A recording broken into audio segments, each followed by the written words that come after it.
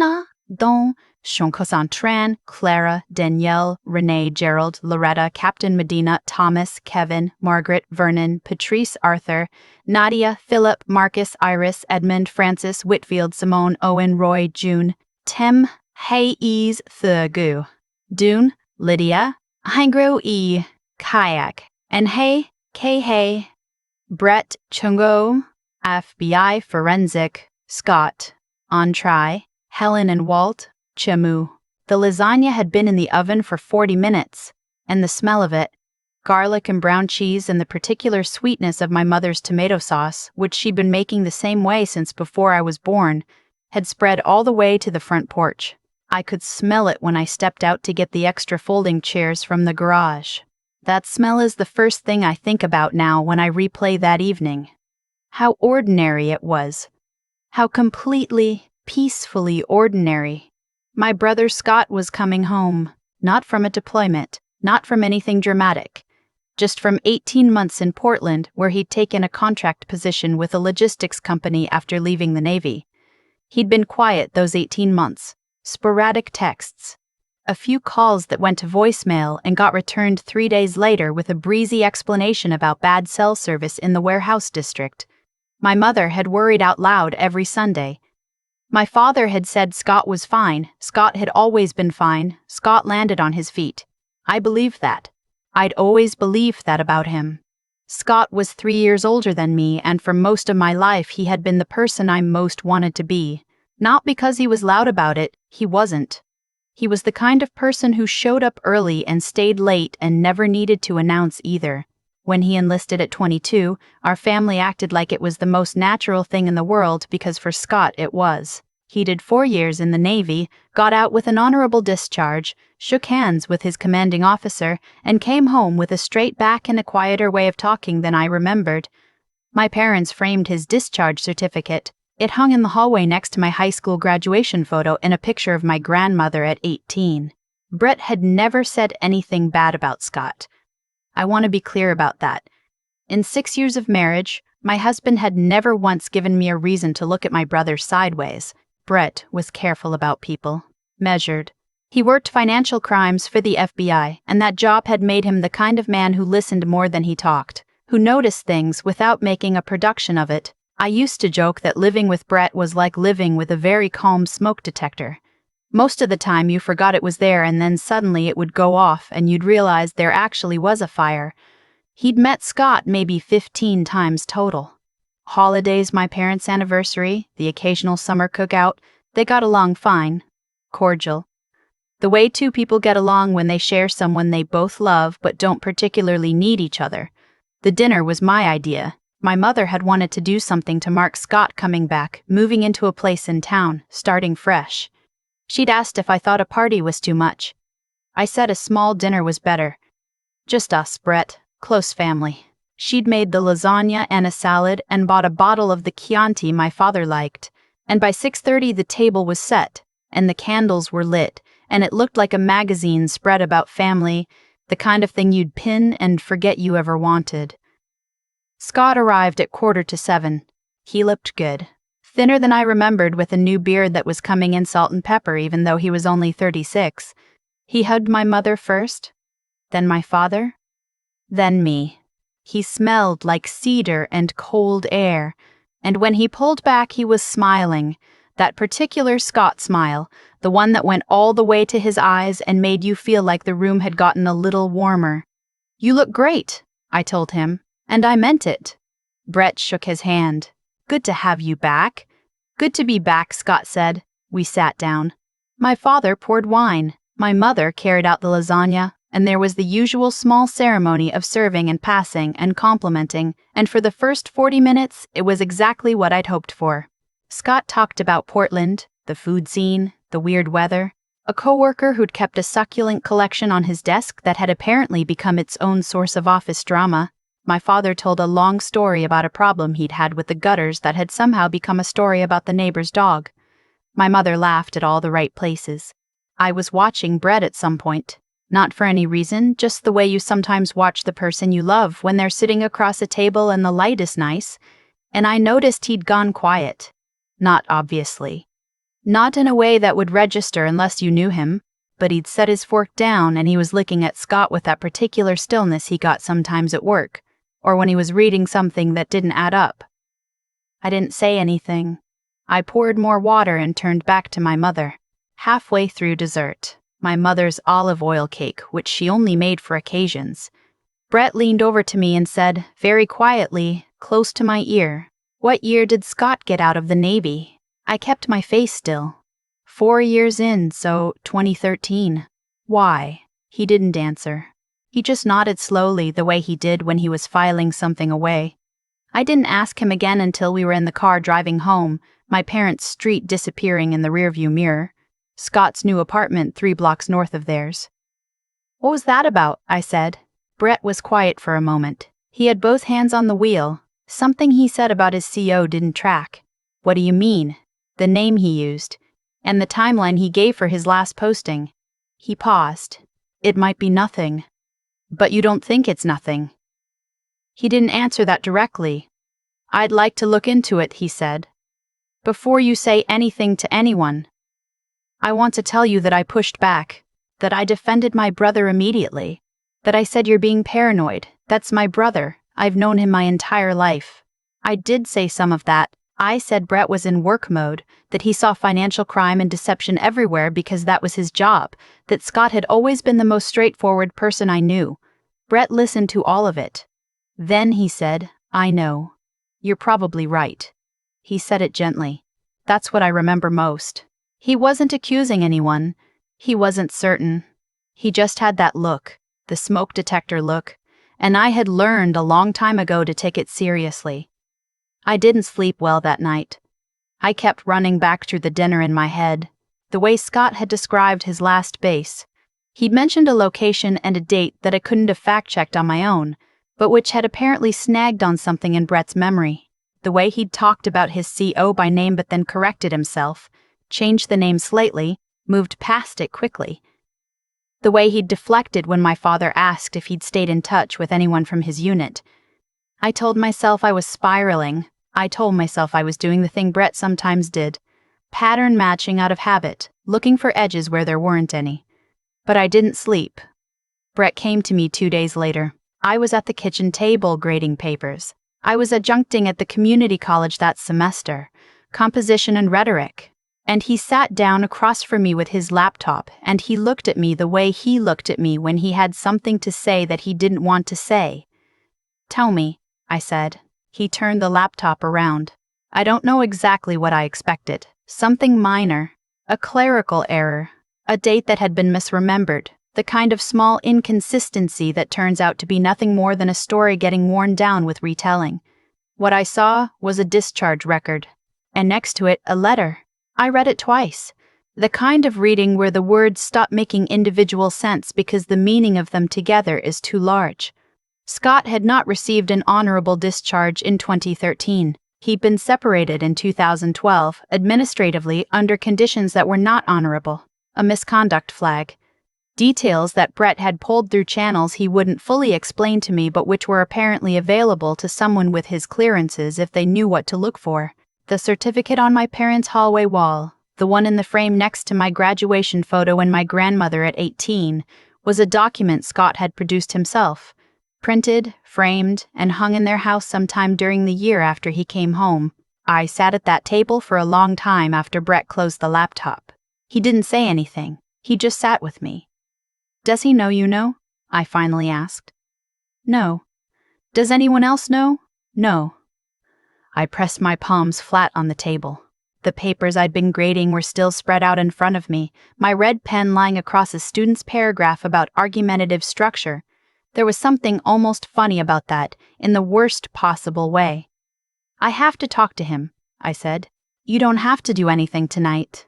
I have to talk to him." I called Scott the next morning and asked if I could come by. He said of course, he'd just gotten a coffee maker set up, he'd make us a pot. I drove to his apartment, a second-floor unit in a brick building near the park, not very big, but clean and quietly his. And he let me in, and he looked happy to see me, and for about 30 seconds, standing in his kitchen, I almost couldn't do it. But then I thought about my mother. about the way she looked at that framed certificate every time she walked down that hallway, about all the times she'd said, to friends, to strangers, to the woman at her book club who'd mentioned her own son enlisting, "My son served, he got out with honors." I thought about the specific pride in her voice, the way she'd held on to it through everything, through Scott's years of being difficult, his early 20s when he and my father hadn't spoken, through all of it. That certificate had been the turning point for her, the proof that he'd done something real. "I need to ask you something," I said, "and I need you to tell me the truth." Scott looked at me over his coffee cup. Something shifted in his face, almost imperceptible, but I knew his face. "Okay," he said. "What actually happened when you got out of the Navy?" The silence that followed was the longest I have ever sat through with my brother. He didn't move. He looked at his cup. I watched his jaw work once, like he was going to speak, and then thought better of it. "How much do you know?" he said finally. "Enough," I said. "Brett found the record." He set the cup down. He didn't look surprised. Or rather, he looked like a man who had been waiting for this for so long that surprise wasn't really in the available range of emotions anymore, just a kind of exhausted arrival. "I was 25, he said. "I'd been in for 3 years. He told me. Not all at once. It came out in pieces, the way things do when someone has been holding them for a long time and doesn't know how to let them go all at once. He'd gotten into trouble with a superior, not violence, not anything criminal. A pattern of insubordination, missed obligations, a particular incident involving falsified equipment logs that had escalated quickly. He'd been given the choice between an administrative separation or a formal process that would have taken longer and ended worse. He'd taken the separation. He came home and he couldn't figure out how to tell our parents, not that week or that month. He told them he was still processing paperwork. Then he told them there'd been a delay. Then at some point the story had just solidified. They'd assumed the best and he'd let them. And then he'd made the certificate and he'd hung it, and watching my mother's face when she saw it had been both the best and the worst moment of his adult life. "I know what that sounds like," he said. "What does it sound like?" "Like an excuse." "I wasn't going to say that. You were thinking it." "Maybe I was. I don't know." What I was mostly thinking was that I was sitting across from the person who had been my reference point for most of my life, the one who showed up early, who landed on his feet, and I was seeing for the first time that all of that had been real, but that it had also been built on top of something he'd been carrying alone for over a decade, and that the carrying had cost him something. You could see it if you knew where to look. The thinness. The sporadic calls. The 18 months in Portland where he'd barely surfaced. "What happens now?" he said. He was asking me, like I would know. "You have to tell them," I said. He looked away. Out the window. A woman was walking a dog below, a yellow lab with an orange bandana around its neck, utterly unbothered by anything. "It'll destroy them," he said. "It'll be hard," I said. "It's not the same thing." He didn't answer. Scott. I waited until he looked at me. "They have a fake document on their wall. Mom talks about your service to people. Dad." I stopped, took a breath. "You have to tell them. I can't unfin this." He nodded, slowly, and then again like he was agreeing with something internal. "Will you come with me?" he said. I said yes. We went on a Saturday. Late afternoon, the kind of fall Saturday where the light comes in low and gold through my parents' kitchen windows. My mother had made tea without being asked, the way she always did when she sensed something was coming. My father sat in his usual chair. Scott and I sat on the couch, close together the way we used to sit as kids watching movies. Scott talked for a long time. He didn't soften it. He told them what had happened, and why he'd made the choices he'd made, and what the certificate was, and how long he'd been carrying it. My mother went very still. My father looked at his hands. There was a long silence after he finished. My father was the one who spoke first. He said, "That must have been a heavy thing to carry. Not what I expected, not even close to what I expected." My mother got up from the table. For one awful second I thought she was leaving the room, but she went to the counter, picked up her tea, and came back and sat down again. And when she looked at Scott, her eyes were wet, but her voice was steady. "You should have told us," she said. "But I understand why you didn't." Scott looked like a man who had been holding his breath for 11 years and had finally, at tremendous cost, let it out. They talked for another hour, about what had actually happened. My mother asked questions, practical and specific, which I hadn't expected but which in retrospect made complete sense. About the certificate, which my father said quietly would need to come down, and Scott said he knew that. About what came next. There wasn't a dramatic resolution. No one dissolved into tears, no one made a sweeping speech. My mother made more tea. My father eventually said he was glad we were all in the same room. Scott said he was sorry, said it plainly without hedging, and my parents received it the way you receive an apology from someone you love, with weight and with grace, and with the full understanding that saying it didn't undo anything but that it mattered anyway. Brett was sitting on our porch when I got home. He'd made coffee. He handed me a cup without asking. "How did it go?" he said. I sat down next to him. The street was quiet. A neighbor's porch light had come on. "Hard," I said. "And then okay." He nodded. "My dad said it must have been heavy to carry," I said. That was the first thing he said. Brett looked at me. "That sounds like your dad." It did. It sounded exactly like him. I've thought about that a lot in the months since, about what it takes to say that first. To receive a confession and respond not with hurt or anger, which would have been reasonable, but with recognition of what the secret had cost the person keeping it. I'm not sure I could do that. I don't know that I'm built that way. The certificate came down. The hallway looks different now. My mother hung a different photo in its place, one of Scott at maybe 12 years old, holding a fish he'd caught at my grandparents' lake cabin, squinting into the sun with that smile. I like it better, actually. It looks more like him.